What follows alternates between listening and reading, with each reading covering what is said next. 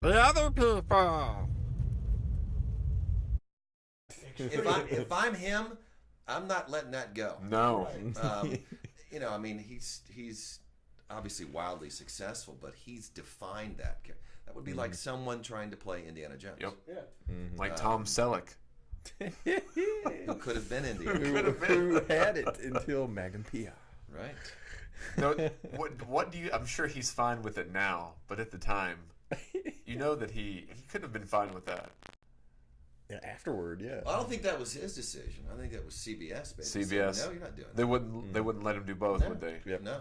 Well, I think they still had him under contract. Yeah, And then he did Quigley Down Under. yeah. Quigley Down Under. That had his moments. Yes. Yeah. Or Mr. Baseball. With Mr. Rickman, Alan Rickman.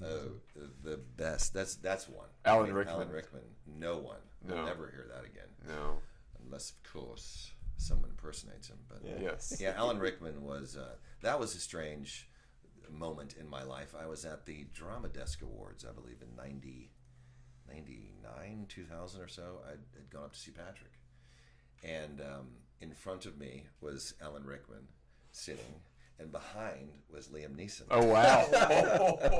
So I heard this back behind me, and then I heard this in front of me, and it was like I Wow. can't even stand all this. Wow, that was amazing. That would have been amazing. Yeah. That would have been amazing. Out of something would have popped. I don't know who to. No, I mean, I was a kid. I would do impersonations, and so I'm always locked in. Maybe it's because of kind of the radio, Right. affinity that I have and the sound.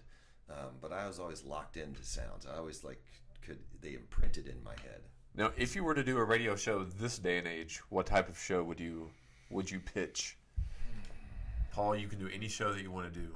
What would you pitch to the? I would probably want to do a show about not necessarily politics, but a show about art and pop culture and kind of reacting to what's going on today. Okay. I mean, I think we're in such a strange place, and I think and maybe as a father, I think of this now. What will this world be like when my children are my age? Mm-hmm. And what responsibility do we all have, whether you're a parent or not, as an adult, to kind of, reduce this acrimony and selfishness and very non kind of community-oriented world. I mean, I remember being a kid and couldn't wait to get home from school and change clothes and get out in the mud all day until the dinner bell rang. Right.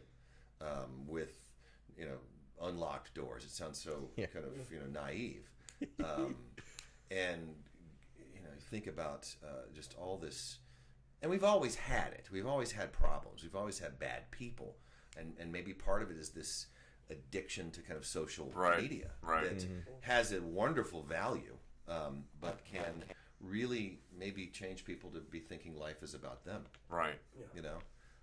I look forward to the day that there is a lot more kind of, tolerance and getting along and just kind of going back to kind of the simple things. Maybe that's why I'm drawn to Southwest Virginia. Through all of our moves and all of our lives as in our family, this never changed. Right. And even when it did change for the better, Right. As it evolved, it was still, Big Stone Gap was kind of, the fortress of solitude. Right. It is still for me to a certain degree, but I think that's what a lot of people when we were shooting the movie, whether they were in front of the camera or behind it, that came from another place to participate in this project, they were so struck by the authenticity and the good manners and nice people that you don't see that often, And I wish No, you really don't. wish we could see that more often. I agree. Now, one last odd question here. Where are you going?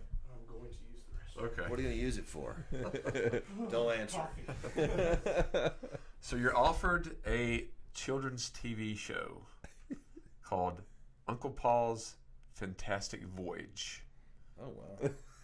Do you take the show? If you do, what would you make the show about? It's a children's show.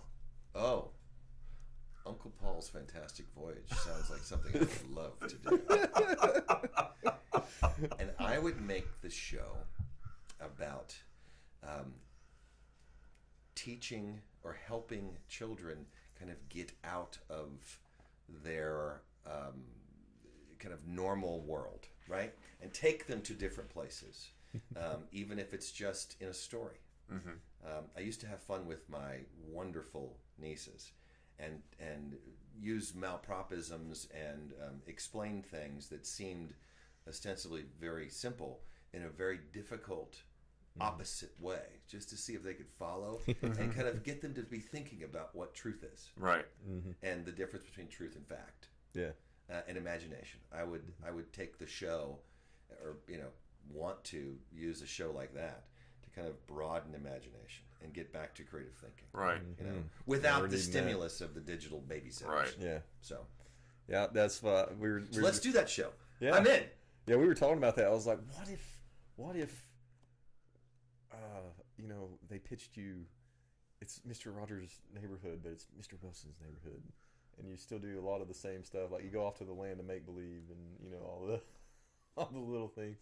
We need more of that. I think it's like you were saying, everything. Now, Mr. Rogers, just his fed sweater. out. I don't know if you've seen it in the Smithsonian. Oh, No, I have not. It's huge. Like he was a much bigger guy. Really? I guess tall than you would Yeah. imagine because his sweater is like this wide. And who would have ever guessed? But it's in the Smithsonian, Mr. Rogers' That's sweater. that show. I think the world needs a show like that, and maybe that's kind of part of the responsibility of an artist. Maybe is to help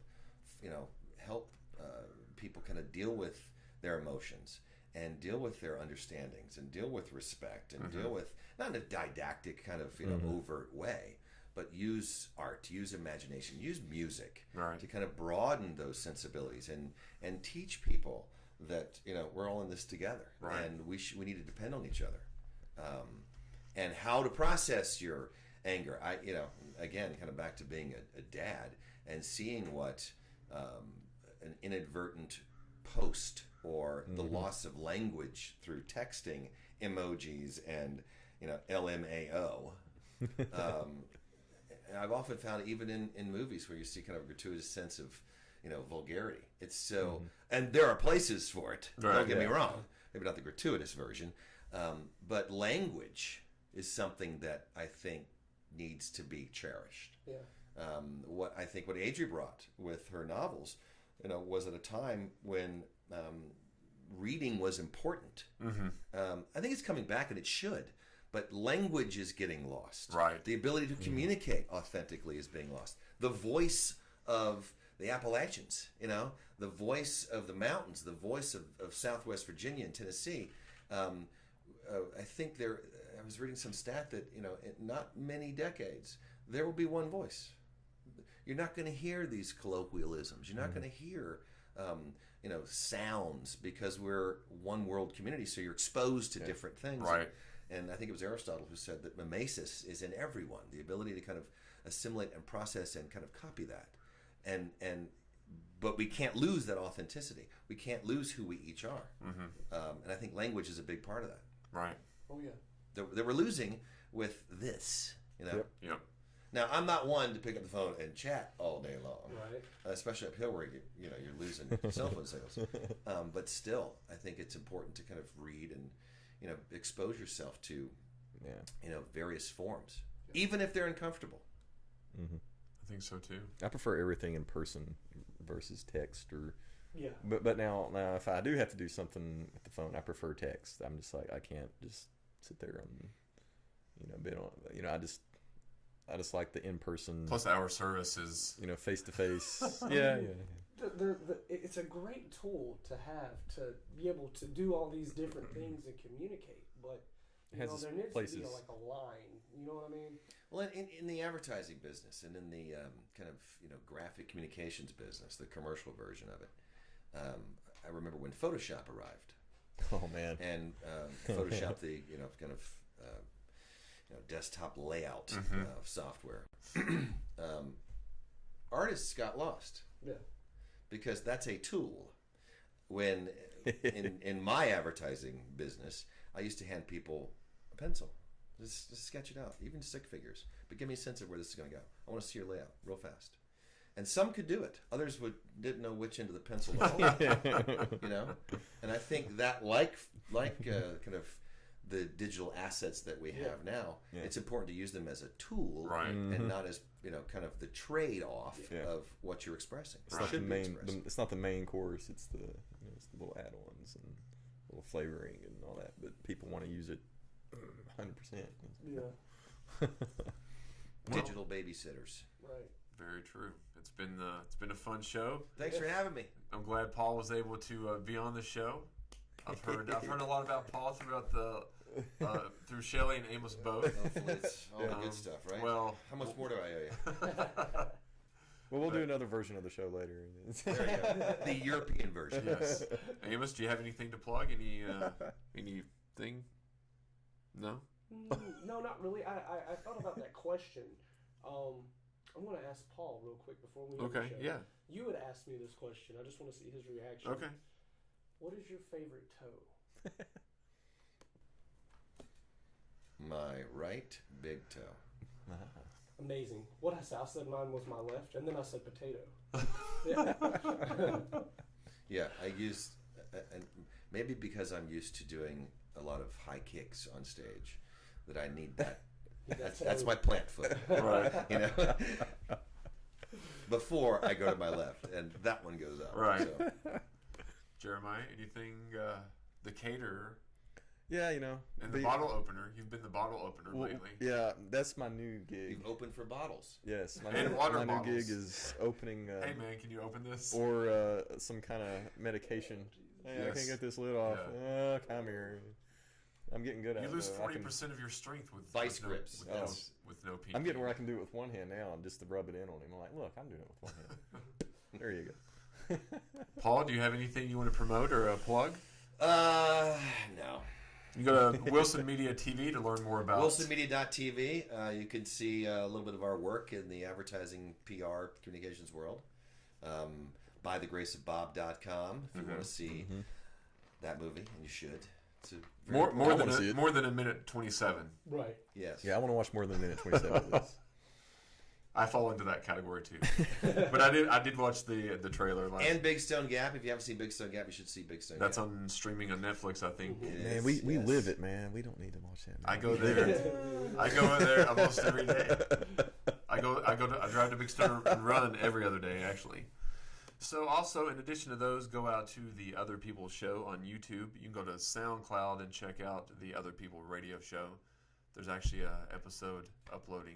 And I say that every time that we do the show, but there is an It really episode is. every time uploading. There's over 120 some episodes up there.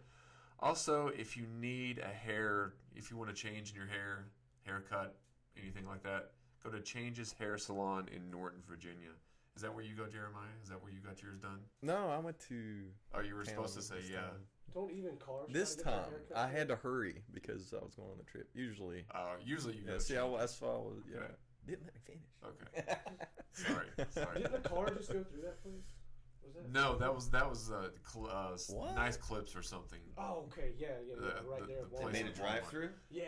Yeah. They made a drive. Inadvertent. Unintended. Unintended. So yeah, thanks for Paul for being on the show.